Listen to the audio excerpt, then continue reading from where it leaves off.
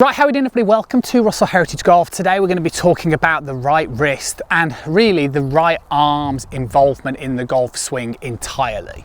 I think that it's going to help. I think it helps to put the sequence of the golf swing together. Sometimes, yes, we'll have discussions on one segmented area part of the golf swing because we'll be talking about it in maybe a bit of detail, or it's just a little drill and tip. But ideally, when you guys are practicing, you always want to try and keep the golf swing fluid and moving through from beginning to the backswing all the way through. Now, why would this video relate to you? Probably because at impact, you're too flippy, which means that the right arm is probably straightening too soon in your golf swing. The question would be, well, why would that happen?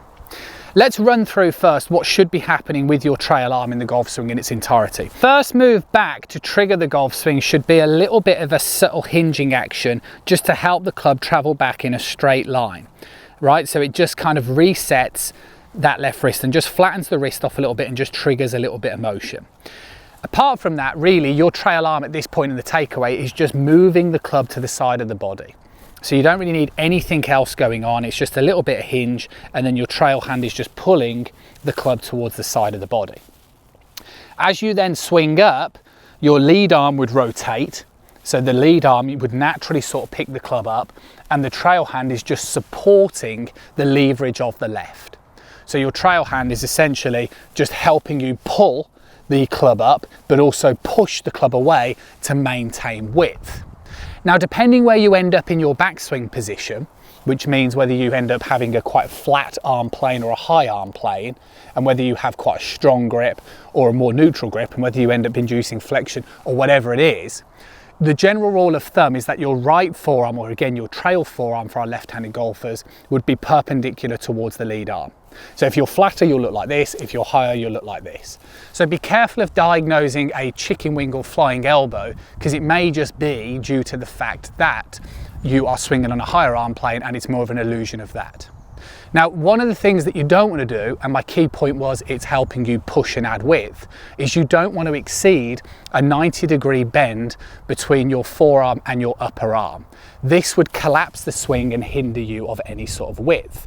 So you want to make sure that you're keeping this arm at a 90-degree angle, then you're elevating your arms up in the air and turning your body. That would conclude the backswing. Now, as we transition, again, the right arm is just going to be supporting the club. Now, we can create a little bit of external rotation, right? We tend to see that with pros, but we also cannot do that and still have a suffice downswing. But as we come down, again, you want the trail arm perpendicular towards the shaft, right? And in a supporting manner, so we're on plane. We don't want to be doing this, basically. So you can imagine that the angle of the back of the wrist, which was created from the hinge position, up towards the top, you're trying to maintain that sort of angulation as the club starts its descent in towards the downswing. From this position, we would be triggering a rotational movement, moving out of the way. The right arm again, or your trail arm, is helping you keep the club on plane. Any straightening of the arm and any straightening of the wrist would cause the club to either cast towards the side of you or cast in front of you.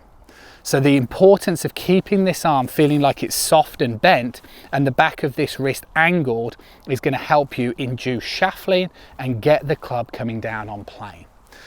Now, the point is though, okay, well, if you're somebody who's straightening, like we said at the beginning of the video, that's what's alerted you to this video.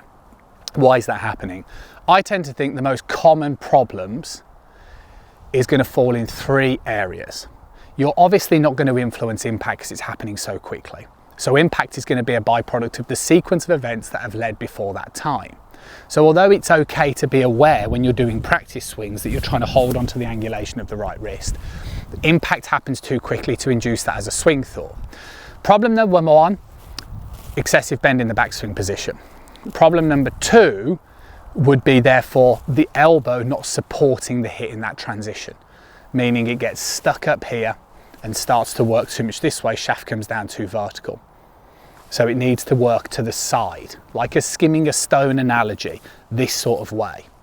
Problem number three would be a lack of rotational motion. So your right arm, it's the same as throwing. Your trail arm, right arm for our right-handed golfers, can only stay bent if you move out of the way. if you don't move out the way, it will have to straighten. So it's very good to be aware of what this hand should be doing as a supporting mechanism. And it's absolutely fine for our right-handed golfers or left-handed golfers that are left-hand dominant or trail hand dominant. So our right-handed golfers right-hand dominant. It's absolutely fine to play golf feeling what this is doing, but you've got to be careful coming in towards that hit if you're actively straightening it, and you need to feel maybe more like you're straightening it down towards the direction where you're going and try and get into that habit of hitting through the ball. So hopefully you've enjoyed the video and hopefully it's beneficial. Like I said, you're really going to fall into those three categories of areas if you are struggling with your impact area. Lack of rotation, lack of support in the transition, lack of width at the top of the backswing. Don't kind of force impact, because like I said, that will happen as a byproduct. That's it. Hopefully you enjoyed the video. Always appreciate a thumbs up, like. Remember, it's absolutely free to subscribe. If you're going to do so, press the little bell icon. Be mindful of those areas. I'll catch up with you guys again very, very soon.